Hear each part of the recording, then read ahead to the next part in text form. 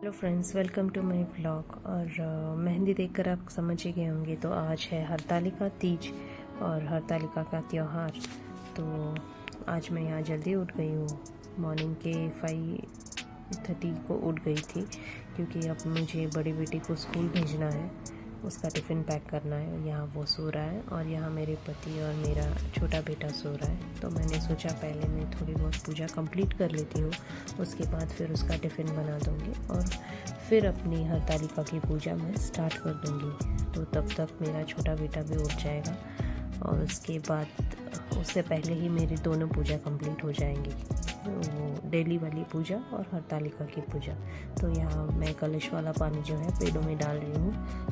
थोड़ा बहुत आधा मैं टिफ़िन बनाने के पहले कंप्लीट कर लूँगी और उसके बाद मैं पहले अपने बेटे को उठाकर उसे रेडी करवा दूँगी। और फिर ये रहा उसका टिफ़िन, मैंने बना दिया है उसका टिफ़िन।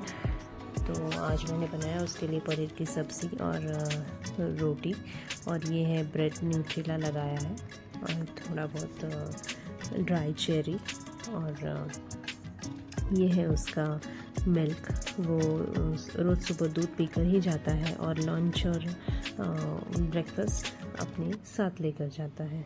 तो ये हो गया है, चलिए हम इसे पैक करते हैं और फिर हमारी से भेजकर हमारी पूजा स्टार्ट कर लेते हैं। तो यहाँ पे मेरी आधी पूजा हो चुकी थी और ये मैंने अपने सारे पकवान क्लीन कर लिए हैं, तो उनका स्नान हो चुका है। तो स्नान होने के बाद मैं इस तरह से कपड़े से पोंछ लेती हूँ, ताकि बाद में वो ब्लैक ना पड़ जाए तुरंत ही। ऐसे पोंछ कर रखने से कोई दाग लगते नहीं हैं, जल्दी काले होते नहीं हैं वो। तो इसीलिए मैं ऐसे पोंछ कर ही इन्हें रखती हूँ। तो अब आगे मैं इन्हें टीका लगाकर उनके स्थानों पर उन्हें मैं विराजमान कर दूँगी। तो चलिए पहले मैं वो कर लेती हूँ, फिर बाद में स्टार्ट करते हैं हमारी हरतालिका की पूजा। तो यहाँ अब मैं चौपाई बिछा दूँगी हरतालिका की पूजा के लिए, और इसमें पीला वस्त्र डाल दूँगी, क्योंकि शिव जी की पूजा के लिए तो पीले वस्त्र का ही उपयोग होता है। और यहाँ मैं अब आसन लगा रही हूँ हमारे गणेश जी के लिए, और उनके लिए मैंने लाल वस्त्र लिया है। तो उसके ऊपर मैं रख दूँगी एक पत्ता और उसी के ऊपर मैं विराजमान कर दूँगी अपने गणेश जी को। और शिव जी के लिए मैंने पीला वस्त्र लिया है, क्योंकि शिव जी को लाल वस्त्र नहीं चढ़ाया जाता, तो इसीलिए मैंने पीला वस्त्र लिया है। तो यहाँ अब हो चुकी है हमारी पार्वती माता विराजमान, और उन्हीं के साथ उनकी सखी। तो नीचे मैंने ऐसे आम के पत्ते रखे हैं और उसके ऊपर मैंने उन्हें विराजमान कर दिया है। तो यहाँ मैंने ले ली है एक प्लेट, और उस प्लेट में लिया है मैंने ये मिट्टी। तो ये मिट्टी कोई साधारण मिट्टी नहीं है फ्रेंड्स, ये है गंगा माता की मिट्टी। तो मुझे ये ऑनलाइन मिल गई थी। तो ये एक्चुअली इस पूजा में हमें जो शिवलिंग बनाना है वो नदी के मिट्टी से बनानी होती है। तो यहाँ तो मेरे यहाँ दूर दूर तक कहीं नदी नहीं है, तो हर साल मैं इसे गमले की मिट्टी से ही शिवलिंग बनाती हूँ। लेकिन इस बार मुझे ये मिट्टी मिल गई है, और वो भी गंगा माता की मिट्टी मिल गई है। तो मैं तो बहुत खुश हो गई, और हमें थोड़ा गंगा जल लेके हमें इस तरह शिवलिंग बनाना है। तो मैं कुछ इस तरीके से शिवलिंग बना रही हूँ, और शिवलिंग बनाते बनाते हमें ओम नमः शिवाय का जाप चालू रखना है। तो मन भी एकाग्र रहता है और हमारी पूजा भी अच्छी तरह से सफल हो जाती है। तो कुछ कंप्लीट ही हो रहा है मेरा ये शिवलिंग बनाना, और उसके 3 पार्ट बनाए हैं मैंने, नीचे वाला और फिर बीच में और फिर ऊपर वाला जो लिंग होता है वो। तो पूरे समय हमें ओम नमः शिवाय का जाप करते ही रहना है।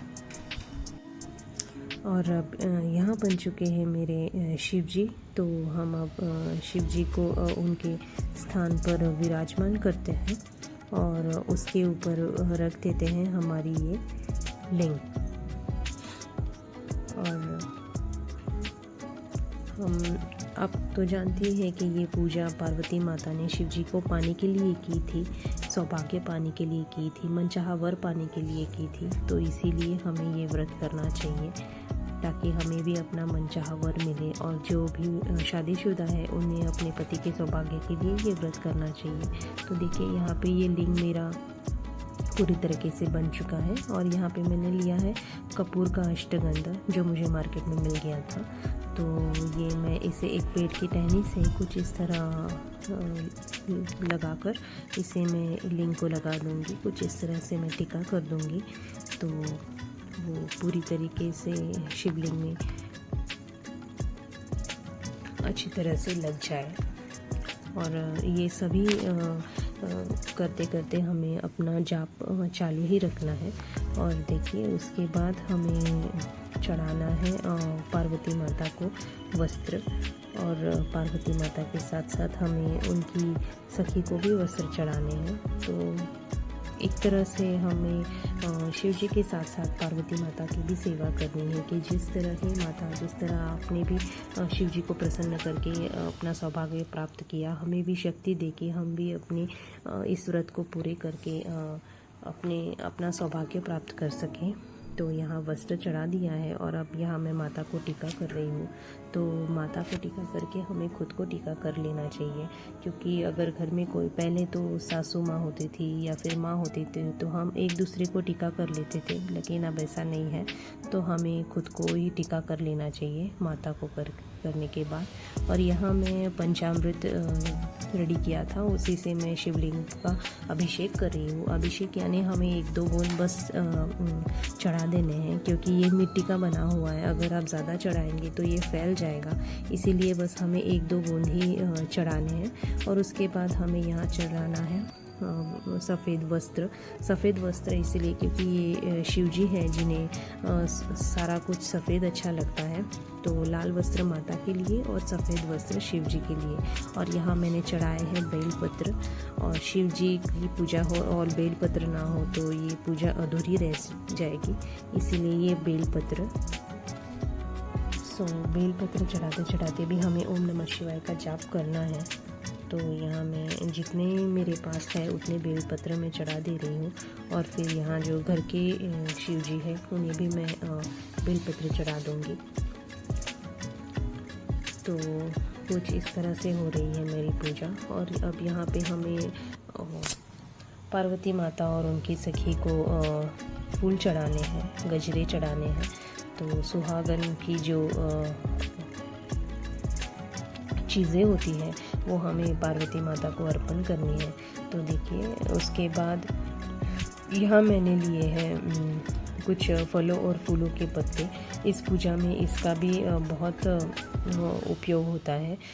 इस पूजा को इन फलों और फूलों के पत्तों के बिना पूरा नहीं माना जाता। और ये है धतूरा। तो उसके बाद अब मैं सारे पत्ते इन्हें चढ़ा रही हूँ। और ये देखिए जो मैंने आगे रखा है वो है सखिया। एक्चुअली मुझे ऑनलाइन मिल गया था। ये जो बोर्ड टाइप, पोर्ट्रेट टाइप है, ये 8 सखिया है। इन सखियों को मैंने ऐसे ही, मतलब ये कुछ पूजा में ऐसे कुछ काम नहीं आएंगी, लेकिन अगर मैं इन्हें रखूँगी तो पूजा अच्छी लगेंगी। वैसे भी पार्वती माता ने अपने सखियों के साथ ही इस पूजा को किया था, तो मैंने देख लिया, तो मैंने इसे मंगवा लिया कि मैं इसे पूजा में कहीं ना कहीं यूज़ कर सकती हूँ। तो बस ये हो रही है मेरी पूजा। और अब मैं इस साइड भी कुछ फलों और फूलों के पत्ते रख दूँगी। पूरे समय फ्रेंड्स हमारा मन जो है वो एकाग्र होना चाहिए, हमें जाप चालू रखना चाहिए। तो मन और बुद्धि दोनों जो है वो शांत रहते हैं। और उसके बाद यहाँ मेरी पूजा ऑलमोस्ट कंप्लीट हो चुकी है। और यहाँ मैं सखिया लगा रही हूँ। तो ये जो सखिया है, कोई आप देख सकेंगे इन सखियों में कोई नृत्य कर रही है, कोई गायन कर रही है, कोई फल लेके खड़ी है, और कोई कुछ पूजा सामग्री लेकर खड़ी है। तो इसी बहुत अच्छा लग रहा है, इसीलिए फिर मैंने इसे मंगवा लिया था। तो देखिए आगे ये कितना प्यारा लगेगा।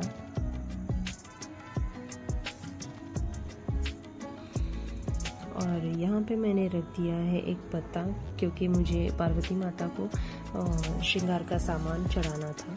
कहते हैं जब भी पार्वती माता की पूजा हो तो इन्हें श्रृंगार का सामान ज़रूर चढ़ाना चाहिए, जो भी हो घर में हमारे पास अवेलेबल हो। चाहे एक छोटे से बिंदी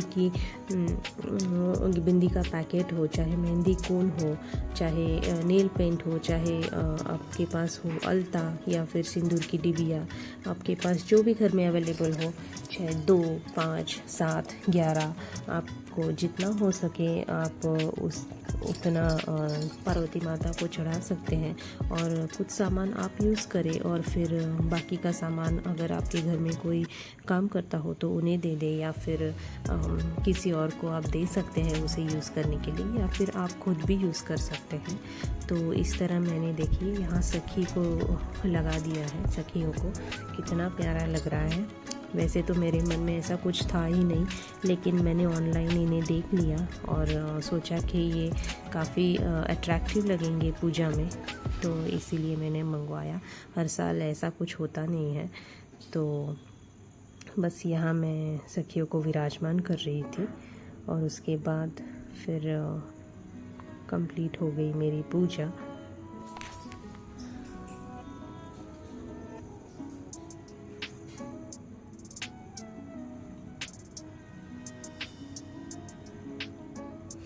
तो देखिए यहाँ मैंने श्रृंगार का सामान चढ़ा दिया है और फिर बैंगल्स मेरे पास ऑलरेडी थे, एक कंघी, बिंदी की पैकेट, और बस कुछ तरह इसी तरह से हुई मेरी हरतालिका की पूजा।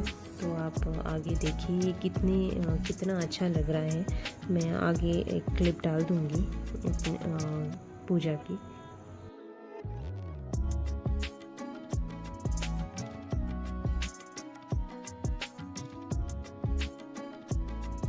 तो फ्रेंड्स, अगर आपको ये वीडियो अच्छा लगे तो प्लीज़ सब्सक्राइब माय चैनल और लाइक कीजिए और बेल आइकॉन का बटन दबा दीजिए, ताकि जब भी मेरा वीडियो आए तो आपको नोटिफिकेशन मिले। और ये रही मेरी हरतालिका की पूजा, जो अब कंप्लीट हो चुकी है पूरी तरीके से। गणेश जी, पार्वती माता, उनकी सखिया, शिव जी और बस मेरी पूजा। तो मिलते हैं ऐसे ही एक नए ब्लॉग में। तो तब तक के लिए गुड बाय।